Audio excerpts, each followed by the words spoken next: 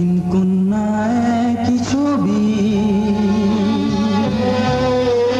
চন্দ্রা চম্পার ববি। আসসালামু আলাইকুম প্রিয় দর্শক, সকলকে আমন্ত্রণ জানাচ্ছি সক্রিয় টিভিতে। বাংলা চলচ্চিত্রের শক্তিশালী অভিনয়ের প্রতি বহুমাত্রিক চরিত্রে নিজস্ব স্বাক্ষর রাখা এক নাম চম্পা। দীর্ঘ ক্যারিয়ারে তিনি যেমন বাণিজ্যিক চলচ্চিত্রে জনপ্রিয়তা পেয়েছেন, তেমনি সমানভাবে প্রশংসিত হয়েছেন শিল্পধর্মী সিনেমাতেও। কতকাল পর বাইরে এলাম, 2 বছর 2 বই। চম্পা, যার পূর্ণ নাম গুলশান আরা আক্তার চম্পা, জন্ম 5 জানুয়ারি 1965। অভিনয়ে তার যাত্রা শুরু হয় মডেলিং এবং টেলিভিশন নাটকের মাধ্যমে। তবে চলচ্চিত্রে অভিষেক ঘটে তিন কন্যা সিনেমার মাধ্যমে, যেখানে তিনি তার দুই বোন ববিতা ও সুচন্দার সঙ্গে অভিনয় করেন। আপনি কি আমার জন্য অপেক্ষা করছেন?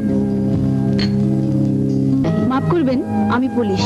আমার কাজ অপরাধ দমন করা। কাগজের হেডলাইন হওয়ার বাসনা আমার নেই। ক্যারিয়ারের শুরু থেকেই চম্পা ভিন্নধর্মী ও চ্যালেঞ্জিং চরিত্রে অভিনয় করে নজর কাড়েন। পদ্মা নদীর মাঝি, অন্য জীবন এবং উত্তরের ক্ষেপ, এই তিনটি চলচ্চিত্রে অসাধারণ অভিনয়ের জন্য তিনি অর্জন করেন শ্রেষ্ঠ অভিনেত্রী বিভাগের জাতীয় চলচ্চিত্র পুরস্কার। কে মাঝি কে? এত গোসা কে? কবে কই নিছিল আমারে? সিরোটা কাল এই ঘরে মাইতে থাইকাইলাম। একটা দিনে লেগে বাইরে যদি গোসা করবা কে? যা বেড়া গিয়ে মাইজা কথা লগে মারবা! আমারে মারবা! মারো! মারো! মারো! দেশীয় চলচ্চিত্রের পাশাপাশি আন্তর্জাতিক মানের নির্মাতাদের সঙ্গেও কাজ করেছেন চম্পা। গৌতম ঘোষ পরিচালিত পদ্মা নদীর মাঝি তার ক্যারিয়ারের অন্যতম মাইলফলক সিনেমা। এছাড়া সন্দীপ রায় এবং বুদ্ধদেব দাশগুপ্তর মতো নির্মাতাদের সাথেও কাজ করেছেন তিনি। আমি কোনোদিন মা হতে পারব না। কেউ আমারে মা বলে ডাকবো না। তোকে সোহাগ দেব, তোকে ভালোবাসার ছায়া দেব রে। আজ রাত সারা রাত তুই যে আমার মিলন মালা রে বন্ধু পিরিত। আমার মন ছিল আমার হারে কালা করলাম রে দেহ কালা। পিরিতির ছোট্ট ঘরে রাখিব আপন করে বাঁধিয়া অন্তরে। শুধু প্রধান চরিত্রেই নয়, পার্শ্ব চরিত্রেও সমান দক্ষতা দেখিয়েছেন এই অভিনেত্রী। শাস্তি ও চন্দ্রগ্রহণ চলচ্চিত্রে অভিনয়ের জন্য তিনি পান শ্রেষ্ঠ পার্শ্ব অভিনেত্রীর জাতীয় চলচ্চিত্র পুরস্কার। তবে ক্যারিয়ারের শেষ দিকে কিছু বাণিজ্যিক ও বিতর্কিত চলচ্চিত্রে অভিনয়ের কারণে সমালোচনার মুখে পড়েন চম্পা। বিশেষ করে 90-এর দশকের শেষ ভাগে কিছু দৃশ্য চরিত্র নির্বাচনের কারণে দর্শকদের মধ্যে মিশ্র প্রতিক্রিয়া তৈরি হয়।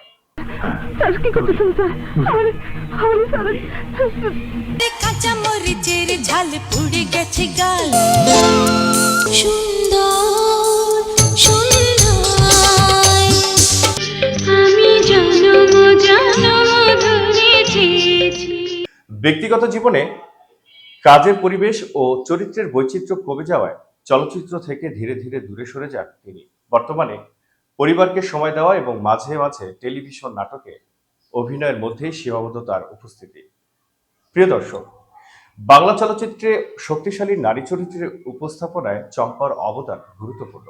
পুরস্কার, জনপ্রিয়তা এবং বহুমাত্রিক অভিনয়ের মাধ্যমে তিনি নিজেকে প্রতিষ্ঠিত করেছেন এক অনন্য উচ্চতায়। শিল্পীদের জীবনযাত্রা শেষ হওয়ার আগে সে যদি তার প্রাপ্য সম্মানটুকু, সে যা এতকাল যা দিয়েছে দেশকে, চলচ্চিত্রকে বা অন্যান্য শিল্প অঙ্গনে, সে প্রাপ্যটুকু সে যেন দেখে যেতে পারে। বাংলা সিনেমার আরো নক্ষত্রদের নিয়ে আপনাদের মাঝে হাজির হব পরবর্তী পর্বে। সে পর্যন্ত ভালো থাকুন, সুস্থ থাকুন এবং আমাদের চ্যানেলটি সাবস্ক্রাইব করুন। আল্লাহ হাফেজ।